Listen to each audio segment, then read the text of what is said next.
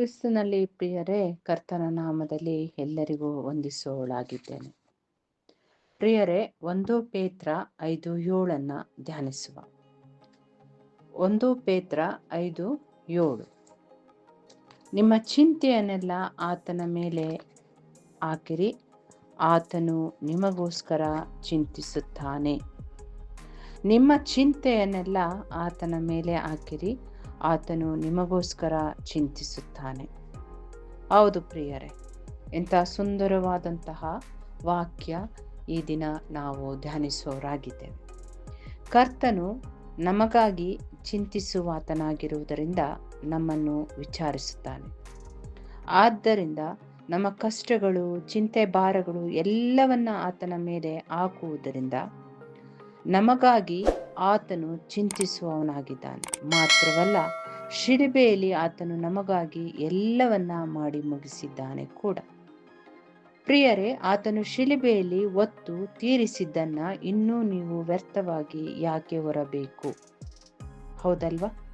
ಆತನು ಶಿಲುಬೆಯಲ್ಲಿ ಹೊತ್ತು ತೀರಿಸಿದ್ದನ್ನು ಇನ್ನು ನಾವು ವ್ಯರ್ಥವಾಗಿ ಯಾಕೆ ಹೊರಬೇಕಾಗಿದೆ? ಅಲ್ಲಿ ನಾವು ಯೋಚಿಸಬೇಕಾಗಿದೆ, ನಮ್ಮ ಚಿಂತಾ ಭಾರವನ್ನ ಯೆಹೋವನ ಮೇಲೆ ಹಾಕು, ಆತನು ನಿನ್ನನ್ನು ಉದ್ಧಾರ ಮಾಡುವನು, ನೀತಿವಂತನನ್ನ ಎಂದಿಗೂ ಕದಲಗೊಡಿಸನು ಎಂಬುದಾಗಿ ದಾವೀದನ ಕೀರ್ತನೆ 55:22 ಓದುವವರಾಗಿದ್ದೇವೆ.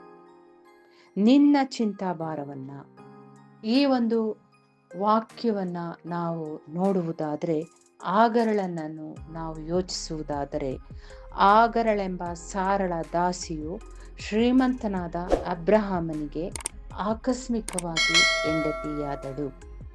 ಅವಳು ಗರ್ಭಿಣಿಯಾದಾಗ ತನ್ನ ಯಜಮಾನಿ ಸಾರಳನ್ನು ತಾತ್ಸಾರ ಮಾಡಿದಳು.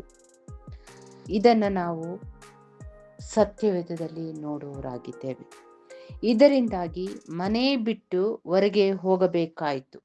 ತನ್ನ ಮಗುವನ್ನ ಹೊತ್ತವಳಾಗಿ ಏಮಾರಿಸಲ್ಪಟ್ಟ ಅಬಲ ಸ್ಥಿತಿಯಲ್ಲಿ ಎಲ್ಲಿ ಹೋಗಲು ದಾರಿ ಕಾಣದೆ ಪರಿತಪಿಸಿದಳು. ಒಂದು ನಿಮಿಷ ನಾವು ಯೋಚಿಸೋಣ. ತುಂಬ ಗರ್ಭಿಣಿಯಾದ ಆಕೆ ಸಂಪೂರ್ಣವಾಗಿ ತಾನು ನಂಬಿದಂತಹ ನೆಲೆ ತನ್ನನ್ನು ಕೈ ಬಿಟ್ಟಾಗ ಆಕೆಯ ಮಾನಸಿಕ ಸ್ಥಿತಿ ಏನಾಗಿರುತ್ತೆ ಎಂಬುದಾಗಿ. ಬಂಧು ಬಾಂಧವರು ಇರುವುದಿಲ್ಲ, ಹಿತೈಷಿಗಳು ಇಲ್ಲ, ಅವಳಿಗೆ ಯಾರೂ ಇಲ್ಲದಾಗ ನಿರ್ಗತಿಗಳಾಗಿ ನಿಲ್ಲಬೇಕಾಯಿತು. ಐಗುಪ್ತ ದೇಶದವಳಾದ ಅವಳು ಶೂರಿನ ಮಾರ್ಗದ ಹೊರತೆಯ ಹತ್ತಿರ ಇರುವಾಗ ಸಾರಳ ದಾಸಿಯಾದ ಆಗರಳೆ ಎಲ್ಲಿಂದ ಬಂದಿ, ಎಲ್ಲಿಗೆ ಹೋಗುತ್ತಿ? ಆದಿಕಾಂಡ 16:8 ನಾವು ನೋಡ್ತೇವೆ ಕರ್ತನು ಕೇಳುವುದನ್ನು. ಸಾರಳ ದಾಸಿಯಾದ ಆಗರಳೆ ಎಲ್ಲಿಂದ ಬಂದಿ, ಎಲ್ಲಿಗೆ ಹೋಗುತ್ತಿ? ಕರ್ತನು ಈ ರೀತಿಯಾಗಿ ಕೇಳಿದನು. ಮಾತ್ರವಲ್ಲ, ಹಿಂತಿರುಗಿ ಹೋಗಿ ಯಜಮಾನಿಗೆ ತಗ್ಗಿ ನಡೆದುಕೋ ಎಂದು ಹೇಳಿ ಮುಂದೆ ಅವಳಿಗೆ ಹುಟ್ಟಲಿರುವ ಮಗುವನ್ನ ಕುರಿತು ಆ ಸಂತತಿ ಲೆಕ್ಕಿಸಕೂಡದಂತೆ ಅಪರಿಮಿತವಾಗಿರುವುದು ಎಂದು ಪ್ರವಾದನೆಯನ್ನು ಸಹ ನುಡಿದನು. ಅದನ್ನು ಕೇಳಿದ ಅವಳ ಹೃದಯಕ್ಕೆ ಎಷ್ಟು ಆನಂದವಾಗಿರಬಹುದಲ್ವಾ ಪ್ರಿಯರೇ? ತುಂಬ ಗರ್ಭಿಣಿ ಆಕೆ ಕರ್ತನ ಆ ಮಾತನ್ನು ನಂಬಿದವಳಾಗಿ ಸಂಪೂರ್ಣವಾಗಿ ತನ್ನೆಲ್ಲ ಕಷ್ಟ, ಕಾರ್ಪಣ್ಯ, ಚಿಂತೆಯನ್ನ ಕರ್ತನಿಗೆ ಒಪ್ಪಿಸಿ ದಾಸಿಯಾದ ತನ್ನನ್ನು ವಿಚಾರಿಸಲು ಕರ್ತನು ಬಂದನಲ್ಲ, ತನ್ನ ಭವಿಷ್ಯ ಕಾಲವನ್ನ, ತನ್ನ ಸಂತತಿಯನ್ನ ಕುರಿತು ನನಗೆ ಹೇಳಿ ನನ್ನನ್ನು ದೃಢಪಡಿಸಿದ ಆತನನ್ನ ಸ್ತುತಿಸುತ್ತಾ ಯೆಹೋವನಿಗೆ ಎಲ್ಲವನ್ನ ನೋಡುವ ದೇವರು ಎಂಬುದಾಗಿ ಹೆಸರಿಟ್ಟಳು. ಎಲ್ಲವನ್ನ ನೋಡುವ ದೇವರು.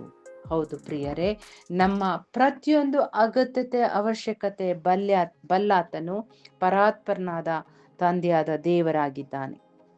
ಕರ್ತನ ವಾಗ್ದಾನದಂತೆ ಆಗರಳಿಗೆ ಇಷ್ಮಾಯೇಲನು ಹುಟ್ಟಿದನು. ಅವನು ಬೆಳೆದು ದೊಡ್ಡವನಾದ ನಂತರ ಪುನಃ ಕುಟುಂಬದಲ್ಲಿ ಸಮಸ್ಯೆ ತಲೆ ಎತ್ತಿತು. ಇಷ್ಮಾಯೇಲನ ನಿಮಿತ್ತ ಸಾರಳು ಆಗರಳನ್ನು, ಅವಳ ಮಗನನ್ನು ಹೊರಗೆ ಹಾಕಬೇಕಾಯಿತು. ಮಹಾ ದೊಡ್ಡ ಶ್ರೀಮಂತನಾದ ಅಬ್ರಹಾಮನು ಹೇರಳವಾದ ಆಸ್ತಿಯನ್ನು, ದನಕರುಗಳನ್ನು, ಆಳುಕಾಳುಗಳನ್ನು ಹೊಂದಿದವನಾಗಿದ್ದರು. ತನ್ನ ಸಂತತಿಯನ್ನು ಗರ್ಭದಲ್ಲಿ ಒತ್ತಿದ್ದಂಥ ಆ ಗರಳಿಗೆ ಒಂದು ತಿತ್ತಿ ನೀರನ್ನು ಕೆಲವು ರೊಟ್ಟಿಗಳನ್ನು ಕೊಟ್ಟು ಕಳುಹಿಸಿಬಿಟ್ಟನು. ಕರ್ತನು ಅದನ್ನೂ ಸಹ ವಿಚಾರಿಸುವ ದೇವರಾಗಿದ್ದನು. ಅದರ ನಿಮಿತ್ತವೇ ಅಬ್ರಹಾಮನ ಸಂತತಿಯವರು 430 ವರ್ಷಗಳು ಐಗುಪ್ತದಲ್ಲಿ ಗುಲಾಮರಾಗಿ ಬದುಕಬೇಕಾಯಿತೇನೋ. ಕರ್ತನು ನೀತಿಯುಳ್ಳ ನ್ಯಾಯಾಧಿಪತಿಯಾಗಿದ್ದಾನೆ. ಪ್ರಿಯರೇ, ನಮ್ಮ ಚಿಂತೆಯನ್ನೆಲ್ಲ ಆತನ ಮೇಲೆ ಹಾಕುವುದರಿಂದ ಆತನು ನಮಗೋಸ್ಕರ ಚಿಂತಿಸುತ್ತಾನೆ. ನಮಗೋಸ್ಕರವಾಗಿ ಆತನು ಮಾಡಬೇಕಾದದ್ದನ್ನು ತನ್ನ ಧರ್ಮದ ಬಲಗೈ ಸಹಾಯದಿಂದ ನಮ್ಮನ್ನು ನಡೆಸುವವನಾಗಿದ್ದಾನೆ. ನನ್ನ ಬಲವಾಗಿರುವ ಕರ್ತನೇ, ನಿನ್ನಲ್ಲಿಯೇ ಮಮತೆ ಇಡುತ್ತೇನೆ. Amen. Praise the lord. Thank you.